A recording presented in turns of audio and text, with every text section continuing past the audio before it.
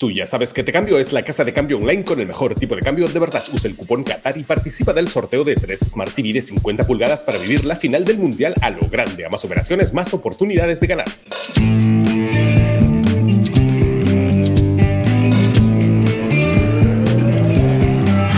Hola, soy Marcos Cifuentes. Bienvenidos a La Encerrona, tu mini noticiero mañanero. Hoy es jueves 17 de noviembre de 2022 y si ustedes habían cantado victoria luego de que el Poder Judicial bloqueó la contrarreforma universitaria, pues tenemos malas noticias. ¿De qué estoy hablando? Ya, si no entienden, vamos a empezar de cero. Entonces, este gobierno y el Congreso se odian, pero en algo están de acuerdo, en destruir la educación.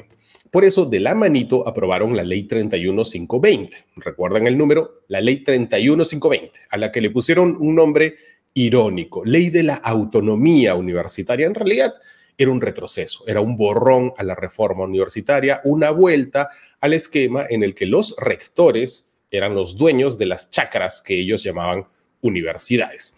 Con esa ley, la SUNEDU quedaba pintada en la pared, pero gracias a un amparo, esa ley quedó congelada y hasta ahora no se ha podido aplicar. Hasta ahora. Nuestro editor general Jonathan Castro ha descubierto una jugada de laboratorio. 33 congresistas firmaron una demanda de inconstitucionalidad contra esta ley 31520, esta ley de la contrarreforma, y la presentaron ante el Tribunal Constitucional. Y aquí ustedes dirán, pero es una buena noticia, es una demanda contra esta ley de contrarreforma. Ya, pero es que ¿quiénes firmaron esto? No los 4 gatos que en el Congreso defienden a los universitarios, no. Firmaron sus propios creadores y aliados. Ellos fueron los que presentaron esta demanda. Por un lado, Esdras Medina, Jorge Montoya, Rosángela Barbarán, Alejandro Muñante, José Cueto, Marta Moyano, Gladys Echaíz, y del otro extremo, Waldemar Cerrón, Guido Bellido, la ahora ministra de Salud, Kelly Portalatino, en fin, solo faltaban el Joker, Darth Vader, Thanos y estaban completos. ¿Por qué han presentado una demanda de inconstitucionalidad contra una ley que ellos mismos impulsaron? Suena ilógico, ¿no? Bueno, hay un razonamiento bien estratégico. Jonathan habló ayer con Esdras Medina, que le explicó que básicamente lo que ellos quieren es perder ante el Tribunal Constitucional en esta jugada. ¿Cómo que perder? Lo que pasa es que tú no puedes ir ante el TC a pedir la constitucionalidad de algo, solo la inconstitucionalidad de algo. Entonces, según Esdras Medina, como los caviares han dilatado la aplicación de esta ley, ellos están yendo ante el tribunal para que zanje de una vez si es constitucional o no. En esta jugada, los congresistas anti-educación tienen 2 ventajas. La primera es que este tribunal está lleno de magistrados que ellos eligieron. La segunda es que incluso si algunos magistrados se les voltearan y quisieran declarar inconstitucional esta dichosa ley, les resultaría difícil. ¿Por qué? Porque para declarar una ley inconstitucional se requieren 5 de los 7 votos, o sea, tienen la cancha completamente inclinada a su favor. La demanda que han presentado ante el tribunal, la demanda que ellos quieren perder, es una demanda escuálida. Básicamente se limitaron a copiar y pegar los argumentos que usó el Poder Judicial para bloquear en primera instancia esta ley 31520. O sea, entre líneas están diciéndole al Tribunal Constitucional que desautorice la sentencia que congeló la contrarreforma. Y miren lo bien que trabajan gobierno y oposición cuando se juntan para el mal, porque apunten las fechas a la velocidad. Esta ley de contrarreforma fue suspendida por el Poder Judicial el 21 de julio. Solo 2 semanas después, el 5 de agosto, los anti-educación ya tenían lista la redacción de esta demanda. Aquí llegó la parte más difícil, porque una demanda de inconstitucionalidad necesita las firmas de la 4ª parte del Congreso. Bueno, conseguirlas les tomó un mes. Para el 7 de septiembre ya lo estaban presentando ante el tribunal. Y para que vean lo interesado que está el TC en este tema, pues solo una semana después, el 15 de septiembre, rapidito nomás, ya la admitieron a trámite. En total, 56 días, menos de 2 meses, un trámite express. Lo único que viene salvando a la educación universitaria por el momento es la tremenda carga procesal del TC. Todavía no se ha programado la fecha de la audiencia, pero todo indica que será muy, pero muy pronto. Ahora bien, ese no es el único camino que han tomado los que están contra la reforma universitaria. También han ido por el Ministerio de Educación. El martes 4 de octubre, el ministro de Educación, Rosendo Serna, recibió unas visitas. Y para esto tiene que quedar claro una cosa, que el ministro Serna no defiende la reforma, no le interesa. Entonces, ¿quiénes lo visitaron? El congresista Esdras Medina, el mayor impulsor de la contrarreforma, su amiga, la rectora de San Marcos, Gerí Ramón, su asesor, el ex magistrado del TC, Ernesto Blume, y Ada Gallegos, la representante de la Asociación de Universidades del Perú. Lo único que sabemos de esta reunión es que ante la Comisión de Educación luego, el ministro Serna dijo que Blume le había prometido defenderlo gratis si se metía en problemas por aplicar la ley de contrarreforma. Pero hay más. El 20 de octubre, 2 semanas después de la visita de este escuadrón contrarreforma, el viceministro de Gestión Pedagógica, Walter Hernández, ordenó paralizar la selección de un miembro del Consejo Directivo de SUNEDO. ¿Qué significa esto? A ver, uno de los miembros del Consejo Directivo, el señor Víctor Peña Rodríguez, ya había concluido su periodo, así que había que reemplazarlo.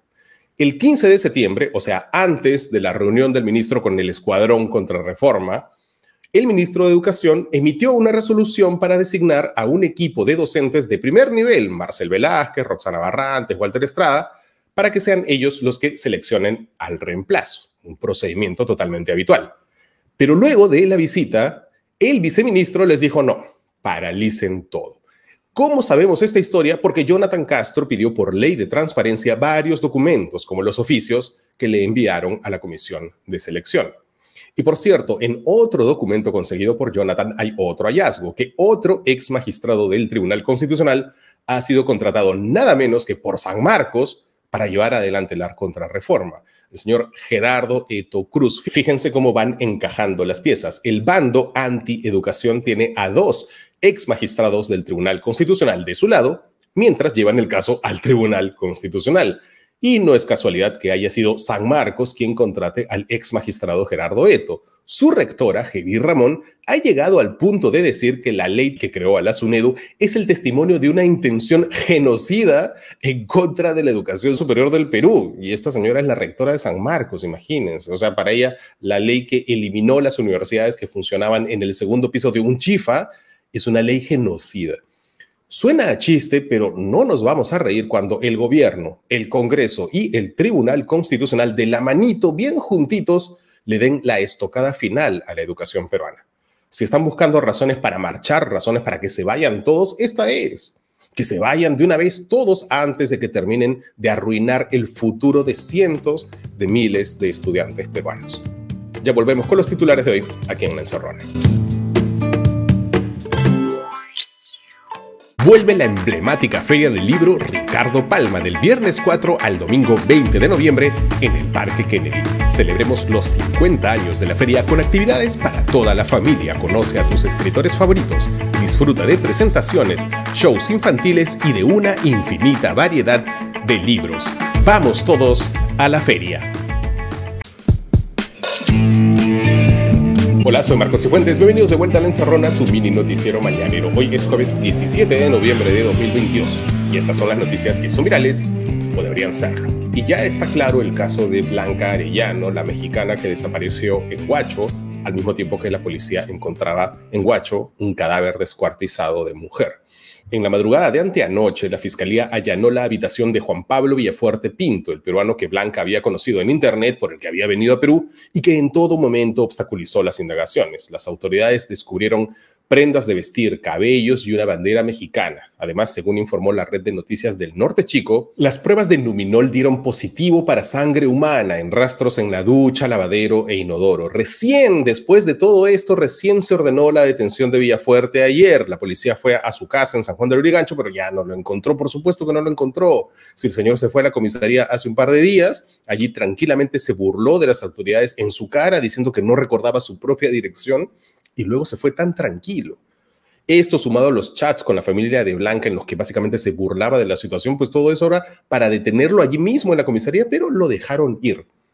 Si ven a Juan Pablo Villafuerte, pueden llamar al 105. Y volvamos al drama político. Como la pita se rompe siempre por el lado más débil, ayer el Congreso inició diligencias para cambiar a Yuri García, el pobre abogado de la Procuraduría que enviaron al matadero, al Tribunal Constitucional, para justificar la ridícula denuncia de traición a la patria contra Pedro Castillo. Según un memorándum publicado por La República, por decisión de la mesa directiva, o sea, de los congresistas, se declaró en reorganización el sistema de defensa legal y jurisdiccional del Congreso de la República. Básicamente quieren retirar a este señor Yuri García, que no es, como informaron varios medios ayer, él no es el procurador del Congreso, es solo un abogado de esa procuraduría, o sea, un chivo expiatorio, pues. Imagino que ninguno de sus jefes quiso quemarse tratando de defender una postura ridícula como la que ha adoptado el Congreso. Por cierto, el repuesto procurador general Daniel Soria también ha iniciado una evaluación del pobre Yuri y de su jefe, el procurador adjunto del Congreso, Manuel Peña Tavera. Pasemos a denuncias contra Castillo que sí tienen sustento. El Poder Judicial dictó 30 meses de prisión preventiva contra Alejandro Sánchez Sánchez, el dueño de la Casa de Zarratea, que ayer tuvo la desfachatez de presentarse virtualmente en la audiencia desde la clandestinidad. No es el primero en hacerlo. Uno de los sobrinos del presidente lo hizo, también lo hizo Bruno Pacheco. ¿Qué pasa con la policía? O sea, un prófugo puede burlarse así de la justicia presentándose ante una audiencia desde la clandestinidad y la policía no es capaz de rastrear la conexión. Ayer también la Subcomisión de Acusaciones Constitucionales aprobó admitir a trámite la denuncia constitucional a Pedro Castillo. Esta no es la de traición a la patria, es la que puso la fiscal de la Nación, que como ya les hemos explicado, va a tener un camino largo y tortuoso, pero a los congresistas les interesa, porque en teoría o en algunas de sus teorías necesitarían con esto menos votos para sacar a Castillo. Y como para que quede claro de qué lado están, la misma Subcomisión de Acusaciones Constitucionales mandó al archivo, ya sin mucho trámite, las dos denuncias que tenían contra la fiscal de la Nación, Patricia Benavides. O sea, típico caso de para mis amigos todo, para mis enemigos la ley. Mientras tanto, ya viene la misión de la OEA en mal momento porque va a llegar para ver los primeros días del Mundial. Ayer en las redes sociales circuló la supuesta agenda que iba a cumplir la misión en Lima y la propia OEA en su cuenta de Twitter tuvo que salir a desmentirla. Imagínense, la OEA desmintiendo fake news peruanas. Ese es el nivel. ¿Cuál era el escándalo? Pues que la supuesta agenda que se difundió no incluía, por ejemplo, una reunión con la fiscal de la Nación o la Contraloría o la Defensoría, lo cual fue suficiente para que políticos, empresarios y trolls difundieran el documento y se escandalizaran, ¿no?, con la supuesta parcialización de la OEA, que ahí está la prueba, no nos quieren escuchar. ¿Cuál fue el origen de este bulo, de esta paparrucha? Pues todo indica que José Williams, el presidente del Congreso, según informó Sebastián Ortiz de El Comercio, al parecer la Cancillería, como corresponde, estaba ayudando a la OEA a armar su agenda en Lima. Entonces agendaron una reunión con cada uno de los jefes de los poderes del Estado, el presidente de la República, el presidente del Congreso, la presidenta del Poder Judicial. Y ya, entonces solo con ellos para empezar. Entonces, para reconfirmar, la Cancillería le devolvió el documento, un documento provisional, un borrador, a la presidencia del Congreso. Y desde allí se filtró a todos lados. ¿Cómo sabemos que desde allí se filtró? Porque el periodista Martín Hidalgo fue el único que publicó transparentemente el documento diciendo que provenía de la presidencia del Congreso y que era algo momentáneo. En cambio, los políticos y activistas salieron a usar ese documento en borrador para echarle barro a la visión de la OEA. Ante ojos internacionales, ¿no se dan cuenta acaso que este es un pésimo inicio para la oposición si la mismísima OEA tiene que desmentir un documento filtrado desde la presidencia del Congreso? Dejen de dispararse al pie, por favor. La oposición cada día es más torpe y el gobierno, lamentablemente, al contrario, cada día parece estar mejorando su ajedrez. Anteayer, la fujimorista Cruz Z participó en un evento de Palacio de Gobierno en el que le dio la mano a Pedro Castillo y dijo que no había que mirar camisetas, que el Ejecutivo y el Legislativo tenían que trabajar juntos. Y luego, ayer, la propia PCM informó que otros dos congresistas fujimoristas, Yendi López y Raúl Guamán, acordaron trabajar junto al premier Aníbal Torres para gestionar la pronta apertura de una oficina de agro rural en Ucayali. 3 fujimoristas en el bolsillo del gobierno. No es el primer síntoma de un gobierno que rápidamente está mejorando su maña política versus una oposición que lamentablemente no está a la altura. Y hablando de eso, el Congreso anuncia solo para hoy restricciones de ingreso al Palacio Legislativo ante la posible llegada de Aníbal Torres, informa Infobae. El ingreso por la puerta principal estará destinado únicamente para congresistas, según un comunicado de la Oficialía Mayor. Además, se ha restringido el ingreso vehicular al frontis y al perímetro del Palacio Legislativo, por lo que los parlamentarios tendrán que caminar algunos metros en vez de aparcar en la puerta del Congreso, como acostumbran. Estas son medidas insólitas y se han determinado ante el rumor de que Aníbal Torres piensa ir hoy al Congreso a básicamente hacer la jugada de Salvador del Solar, o sea, plantear allí mismo una cuestión de confianza. ¿Esto es una paranoia de los congresistas o Aníbal Torres de verdad va a llegar en su patín al Congreso? Lo sabremos en las siguientes horas. Estos fueron los titulares de hoy. Ya volvemos con la entrevista del día aquí en La Encerrona con Marcos Cifuentes. Todos los días, minuto a minuto, recibimos contenido que muchas veces es irrelevante y nos distrae de las cosas que están pasando y que nos importan. Soy Jonathan Castro, editor general de La Encerrona, y mi trabajo consiste en conseguir información nueva, original y sobre todo relevante para el país. Si les gusta el trabajo que hacemos, consideren suscribirse al Patreon o unirse a nuestra comunidad de YouTube.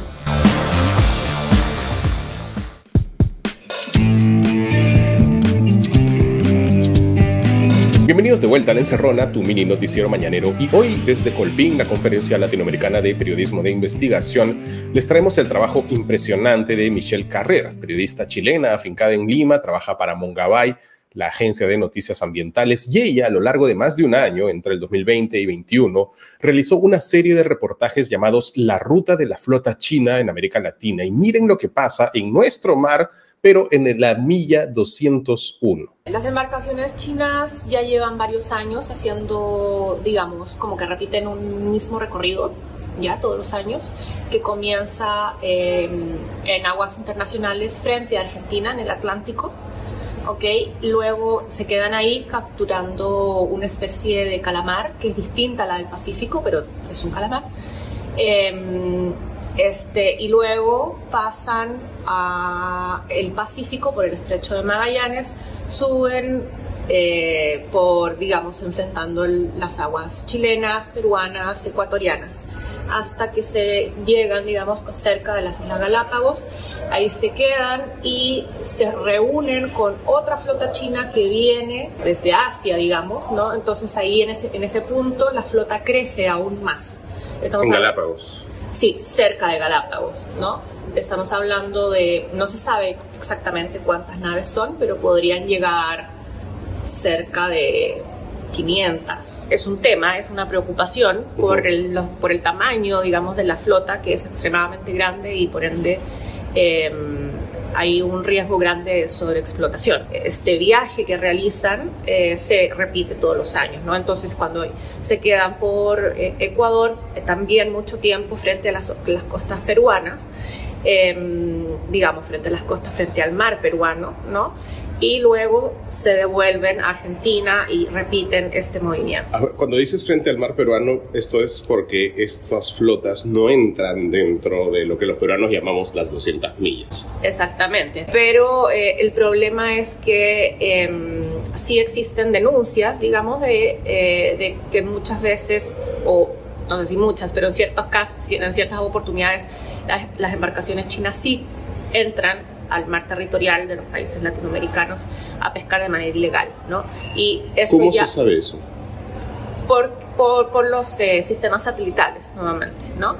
Y en el caso de Argentina, por ejemplo, eso sí está muy demostrado porque ya incluso la Armada Argentina ha perseguido a embarcaciones de bandera china por estar pescando ilegalmente, ¿no? Han habido persecuciones en alta mar, tipo muy Hollywood, digamos, ¿no? Incluido disparos, ¿no? Para intentar detener a estas embarcaciones. Entonces sí hay varias, y también la Armada Argentina ha logrado detener en algunas oportunidades estas embarcaciones. En el 2017 hubo un barco que fue capturado por transportar pesca ilegal en las digamos que lo encontraron al barco por cruzar de manera ilegal por las Islas Galápagos, ¿no?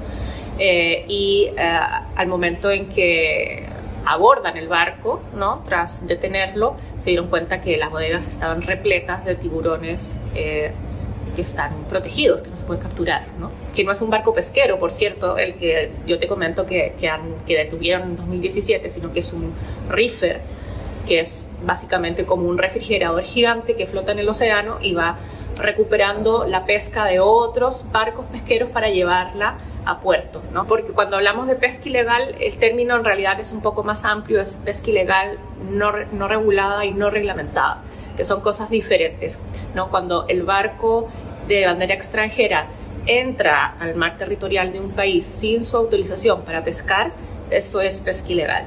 Cuando el barco de bandera extranjera está en la milla 201 o más lejos, pero no reporta lo que está pescando, ¿no? Lo que te comentaba, no sabemos un montón de información sobre esta flota, entonces eso se le llama pesca no regulada y no reglamentada, ¿no? Y eso es un problema porque al final de cuentas, si bien no es ilegal, de todos modos se está pescando demasiado, no hay información sobre lo que se está capturando. Entonces, al final de cuentas, eso también está siendo un problema ambiental. Claro, lo que se sospecha es que estos barcos básicamente arrasan con toda la población y eso afecta, si lo haces en la milla 201, digamos, exacto, afecta a lo que está adentro.